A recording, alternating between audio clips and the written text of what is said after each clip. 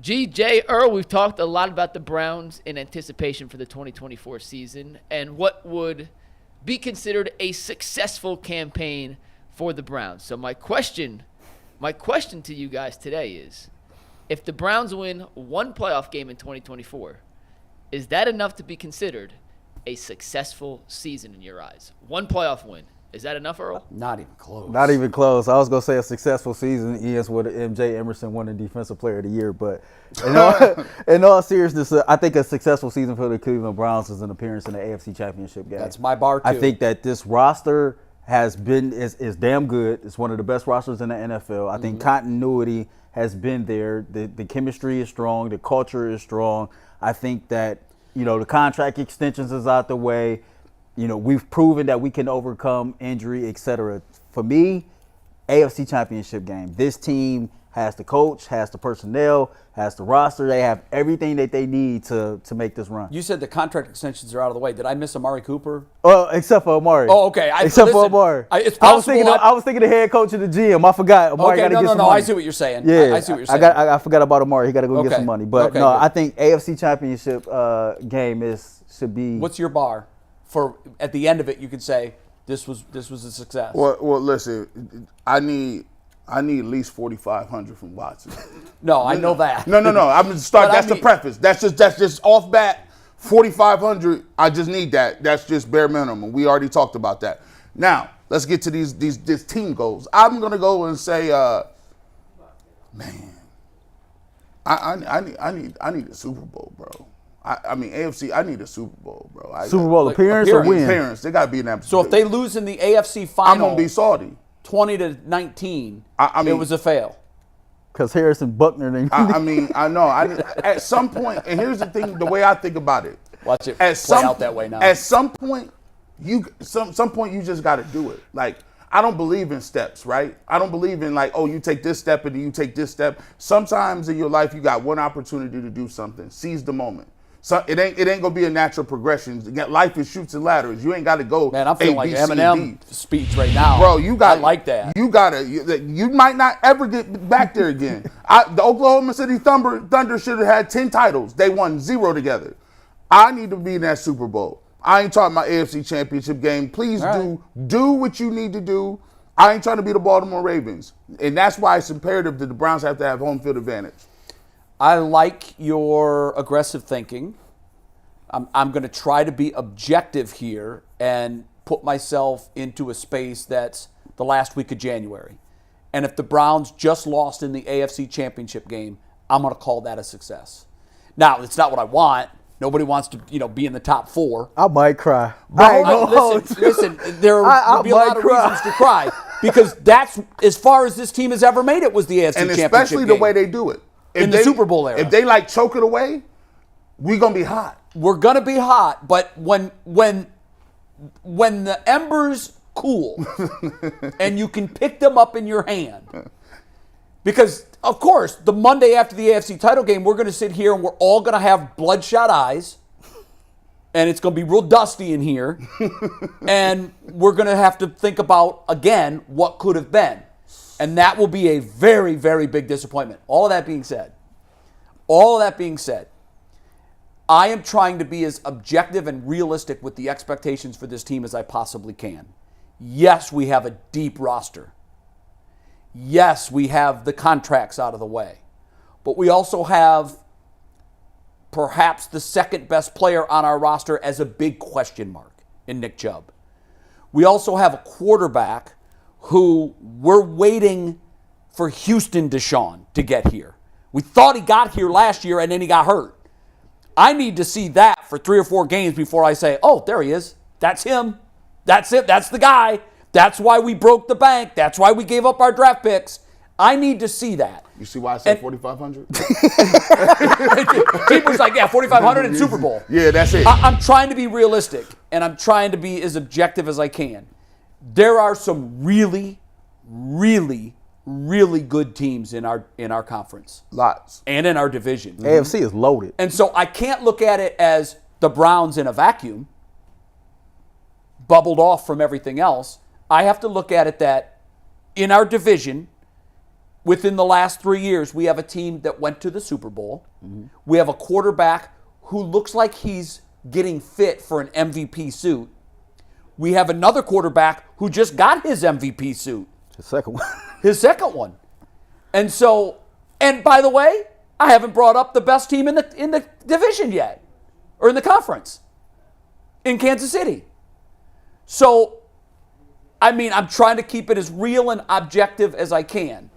And I would be happy if they make it to the AFC Championship game this year. But I tweeted this a while ago, Mike, and you remember this. This is the first time as a fan that I can look at this team, look at this roster, and knowing how strong the AFC is, knowing how strong the AFC North is, and don't give a damn about I know who you we keep play. saying that, but I do. Like, I am that confident in this roster and this coaching staff and the continuity. A lot of these dudes has been together 4 seasons plus. Let me ask you that. Okay, so what and I think addition, all of that matters. What addition from last season to this season put you in that space? What addition? Yeah.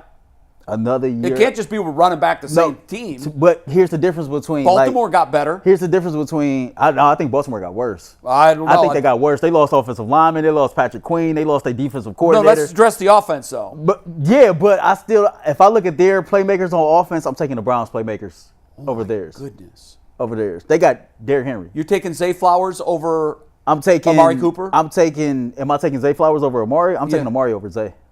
Easy. Easily.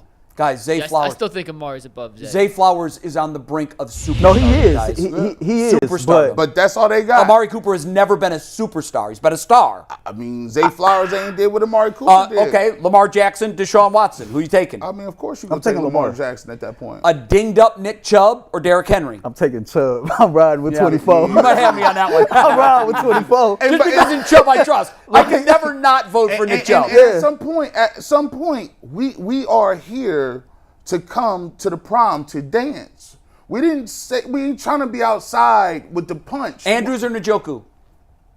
Give me Njoku. Woo! Give me Njoku, man. We already know what my Cleveland Kool-Aid is By the flowing way, tonight. but I didn't say they I said. think it's pretty damn close. It's close. It is close. Across the board. But I'm still going to go with pretty damn Andrews. close. I'm still going to go. But I love Njoku and what he did last Somebody year. said that we got a top 3 roster, and that's over the Chiefs, right? I thought we just did that. Did we He has just a do that? 33rd team, put them as the 3rd best roster in the NFL, the best in the AFC. Now Yeah. I've also heard Offense, flashy or juicy? I'll tell you why What they you gonna got? get there. Ken Dorsey is the reason the upgrade is happening. The upgrade will happen because now they are playing a style of football that everybody else is playing. Juicy. Yes. I don't know if I can say as a grown man about another grown man's playbook. Like, I don't know. Well, they did. Think about how crazy that is. Hey, man, I heard Ken Dorsey's package is juicy. Come on, bro. Pause. Well, when you put it that way, it's a major pause. I mean, In fact, I think we just lost our internet license. the package, the robust package. Who was the offensive player that said the offense is juicy? Shinjoku.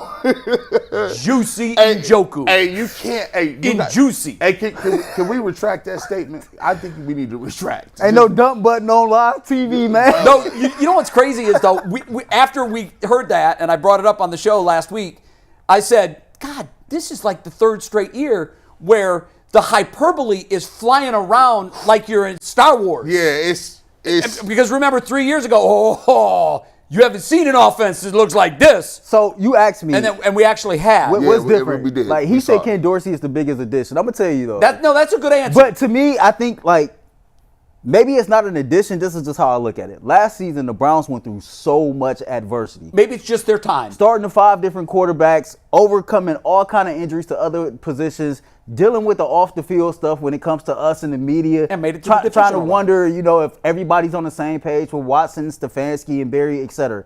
They overcame all of that. They took on 5 awards at the NFL honors. They made it to the playoffs in a year to where after week 6, they could have gave up and said to hell with this. Then you look at the offseason and you look at every single ranking list.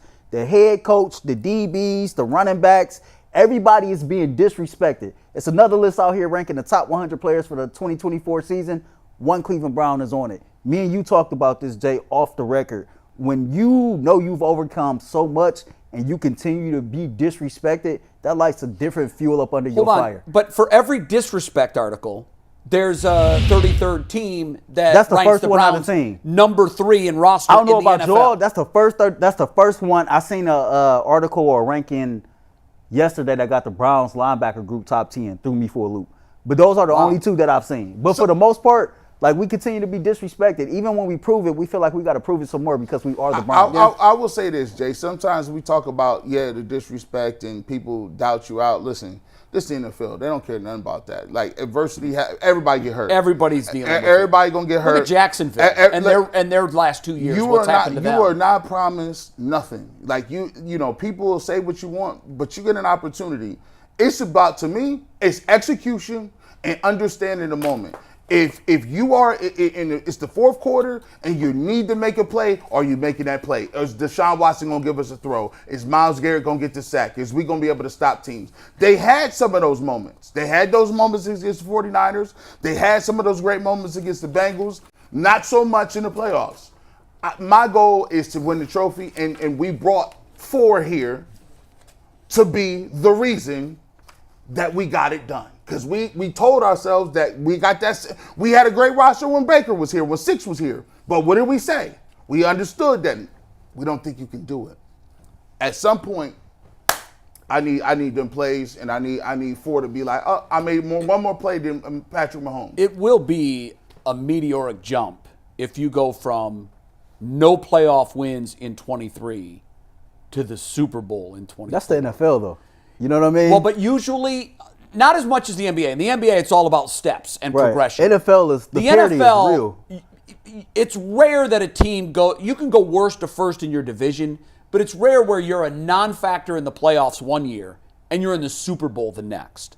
There's usually a slow ascension to the top. We've seen it in the past. Cincinnati kind of came out of nowhere, Buffalo, but haven't been able to prove that a second time. Well, Buffalo hasn't made it to a Super Bowl. That's what I'm saying. Like, so Buffalo kind of takes those steps. Baltimore, we've seen that Baltimore and individually Lamar Jackson, they're taking steps and they're getting further. The Texans it's their turn to go to a Super Bowl. The Texans popped last year. They got a bunch of rookies and a rookie head coach. They just jumped. But you know what? Let's see if they pull a Jacksonville this year.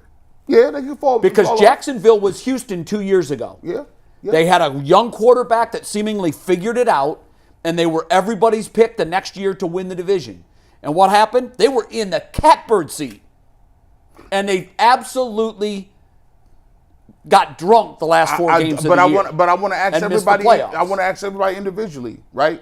If Deshaun Watson was on the Browns roster and was playing like he played against the Ravens, well then, yeah, this is a deep playoff run team.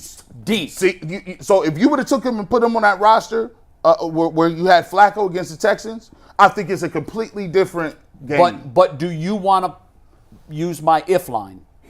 Well, you know, if it was a fifth, we all be drunk. And if your grandma had wheels, she'd be a bike. And if your grandma was hot, no, no, don't go there, bro. That was crazy. That is a super pause. That is a great place to pivot and take.